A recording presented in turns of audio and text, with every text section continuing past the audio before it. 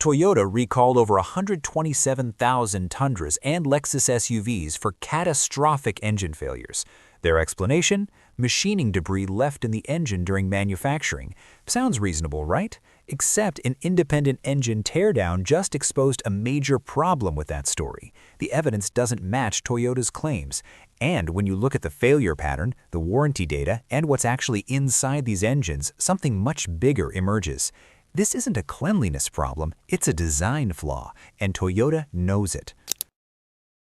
Let's start with what Toyota is officially saying. In May 2024, Toyota recalled 102,000 vehicles equipped with the V35A-FTS engine, a 3.4-liter twin-turbo V6 that replaced the legendary 5.7-liter V8. The affected vehicles included 2022 to 2023 Tundras and Lexus LX models. Toyota's explanation was straightforward. Metal debris from machining got left inside the engine during manufacturing. This debris, they said, could block oil passages and starve the main bearings of lubrication, causing catastrophic failure. But here's where things get suspicious. Just 6 months later, in November 2025, Toyota expanded the recall to cover an additional year of production, 127,000 more vehicles, now including 2024 models and the Lexus GX550 for the first time. According to NHTSA documents, Toyota received 2,604 warranty claims and 303 field reports for engine failures. That's more than triple the failure rate of the first recall. And even more alarming, failures are being reported outside the official recall window, including 2025 model year vehicles. Toyota claims the newer models have upgraded bearings, but owners are already reporting failures at extremely low mileage. Think about that. If this were truly a manufacturing cleanliness issue from a specific production period, why are failures spanning multiple years, multiple plants, both the Alabama facility and the Tahara plant in Japan, and continuing well into 2024 and even 2025 production? That's not a batch problem, that's a pattern. This isn't isolated to one assembly line or one time period, it's systemic. For 3 years, independent mechanics and engine builders have been trying to get their hands on a failed V35A engine to tear down and inspect, but there was a problem. Toyota has been controlling these engines. When a Tundra fails under recall, the dealership replaces the engine and ships the failed unit back to Toyota. No independent inspection allowed.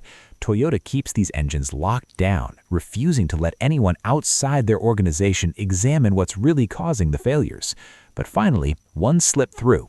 Eric Berg, the host of I Do Cars on YouTube, one of the most respected engine teardown channels with millions of subscribers, managed to acquire a failed V35A from a 2023 Tundra with just 38,000 miles, and what he found doesn't match Toyota's story at all. Let's walk through what the teardown revealed, because this is where Toyota's debris explanation completely falls apart. When Berg opened up the top end of the engine, the camshafts, valve train, and timing components, everything looked nearly perfect. Clean cam towers, minimal wear, healthy timing chains. If machining debris had circulated through the oil system from manufacturing, you'd expect to see damage everywhere the oil flows. You didn't. The oil pickup tube? Clean. The oil filter? Not clogged. The oil passages in the top of the engine? Clear. No significant debris anywhere in the upper half of the engine. The top end looked almost new despite the engine's catastrophic failure. Now here's where it gets damning. When Berg pulled the bed plate and exposed the crankshaft, he found 2 main bearings completely spun in their housings. Heat damage, scoring, aluminum transfer welded onto the crankshaft journals, total destruction. The bearing surfaces were obliterated with metal debris filling the oil pan.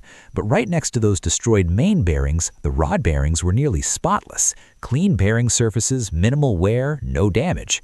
Here's why that matters. The main and rod bearings share the same oil circuit. Oil flows from the pump through the main oil gallery to the main bearings and then continues to the rod bearings. If debris was floating in that oil from the manufacturing process, both bearing types should show damage. They share the same contaminated oil supply, but only the mains failed catastrophically. The rods were clean. Berg's conclusion, and I quote, "I think it's total BS. If it was debris that caused this engine failure, how does it know to target just the main bearings and not the rod bearings? That's not debris, that's a bearing that couldn't handle the load it was subjected to." Let's break down why Toyota's debris explanation falls apart under scrutiny. First, the failure pattern. If this were leftover machining debris from a specific production run or assembly line, a bad batch of parts, contaminated cleaning equipment, a specific date range where quality control failed, that's not what's happening. Failures are scattered across 2022, 2023, 2024, and now even 2025 models. Second, the teardown evidence we just discussed. Debris doesn't selectively target specific bearings while leaving others pristine. It doesn't avoid the top end of the engine while destroying the bottom end. The damage is too localized, too consistent, too focused on the main bearings specifically. If contaminated oil was circulating through the engine, you'd see damage everywhere, not just in one specific location. Third, and this is critical, Toyota admits in their NHTSA filings that they don't actually know which engines contain the defect. Quote from the recall document, "Toyota is unable to estimate the percentage of the involved vehicles to actually contain the defect. If it's debris left from manufacturing, you'd know. You'd test the engines, inspect the oil passages, confirm contamination, identify the specific units affected. But they're recalling based on production dates alone, not actual inspection results. They're essentially admitting they're guessing." And finally, the replacement engines. Online forums and owner reports are already documenting cases of replacement engines failing. Some owners are on their second engine. Others report being on their third engine before hitting 100,000 miles. If the problem was debris left in during manufacturing, replacement engines built after the supposed manufacturing fix shouldn't be failing. But they are. New engines, supposedly free of the contamination issue, are experiencing the same catastrophic main bearing failures. If this sounds familiar, it should. We've seen this exact playbook before. Hyundai's Theta II engine disaster. From 2011 to 2019, Hyundai and Kia sold millions of vehicles with the Theta II engine, a modern, fuel-efficient four-cylinder designed to compete with the best in the industry. Then they started failing. Catastrophically, engines seizing, connecting rods punching through engine blocks, some vehicles even catching fire. Hyundai's explanation? Machining debris left in the engine crankshaft during production. Sound familiar? They issued recalls, replaced engines, blamed manufacturing cleanliness, promised it was fixed. But the failures kept happening. Replacement engines failed too. Owners filed class action lawsuits. NHTSA investigated, and eventually a whistleblower, a Hyundai safety engineer, exposed the truth. It wasn't debris at all. It was a fundamental design flaw in the engine's oiling system and bearing specification. The pattern is identical to what we're seeing with Toyota. Blame debris, replace engines, claim it's fixed, but the failures continue because the real problem, the design, was never addressed. So if it's not debris, what's actually causing these engines to fail?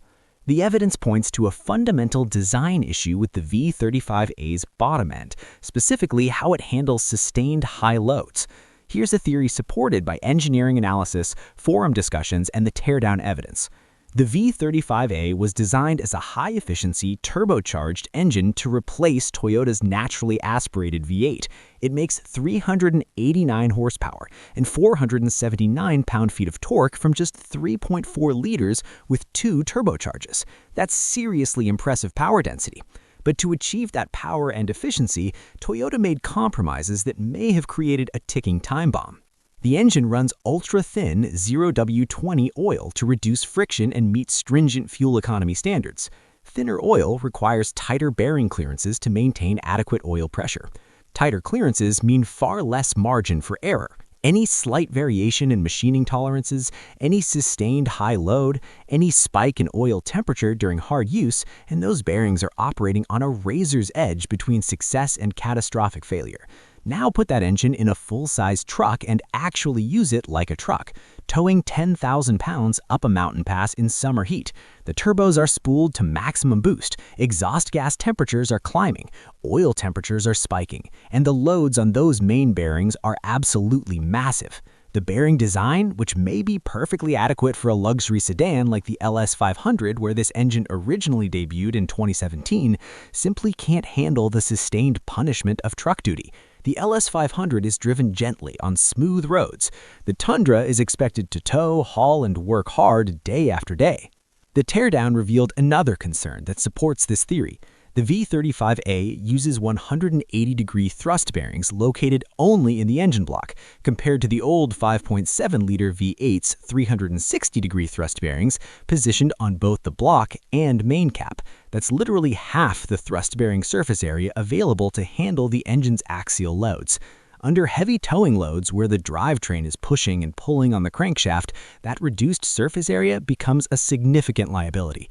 Add it all up and the picture becomes clear. Thin oil designed for efficiency, tight bearing clearances with minimal tolerance for variation, high turbocharged stress and cylinder pressures, reduced bearing surface area compared to the proven V8 design, and sustained truck loads that this engine simply wasn't originally engineered to handle.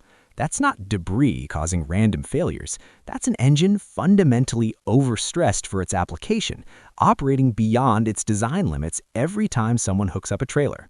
If you own a Tundra, Sequoia, or Lexus LX or GX with the V35 engine, here's what you need to know. Toyota's remedy is complete engine replacement. They're swapping out the entire short block. But if the real issue is a design flaw rather than manufacturing debris, every V35A engine is potentially at risk. Replacement engines are being built to the same specifications, using the same bearing design, the same tight clearances, the same thin oil requirements, and we're already seeing reports of second and third failures from owners who've had their engines replaced under a recall. Toyota claims that 2025 and newer models have upgraded main bearings that supposedly fix the issue, but there's no long-term data yet to prove these changes actually address the root cause. And even more concerning, reports of 2025 model failures are already emerging. Brand new trucks with supposedly upgraded engines are experiencing the same catastrophic main bearing failures at extremely low mileage. If the fix actually worked, we shouldn't be seeing any 2025 failures. But we are.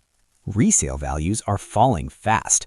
Tundras that should command premium prices in the used market are selling at significant discounts because buyers are terrified of this engine, and they should be. The uncertainty around which engines are actually affected, combined with reports of repeat failures even after replacement, has destroyed buyer confidence.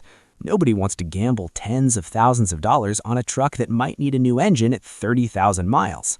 The old 5.7-liter V8 that this engine replaced builds Toyota's reputation, legendary reliability, engines with 500,000 miles, 600,000 miles, still running strong without major repairs.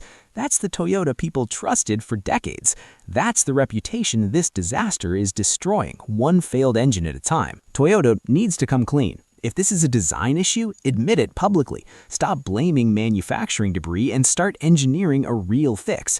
Not just replacement engines built to the same flawed specifications, but an actual redesign that addresses the fundamental bearing and oiling problems. Thicker oil specifications, larger bearing clearances, improved oiling system design, whatever it takes to make this engine capable of handling the loads it was supposedly designed to handle. Until then, Tundra owners are driving trucks that could fail catastrophically at any moment, stranding them on the highway with no warning, and Toyota's legendary reputation for reliability, built over decades with engines like the bulletproof 5.7-liter V8, is being destroyed one spun bearing at a time. The trust is gone. The peace of mind that made people pay a premium for Toyota is evaporating one failed engine at a time. If you're a Tundra owner dealing with this nightmare, drop your story in the comments below. How many miles before failure? How many engines has Toyota replaced? Are you on your second or third engine? Let's document what Toyota won't publicly admit. And if this video helped you understand what's really going on with these engines, hit that like button and subscribe for more content exposing the truth the manufacturers don't want you to know.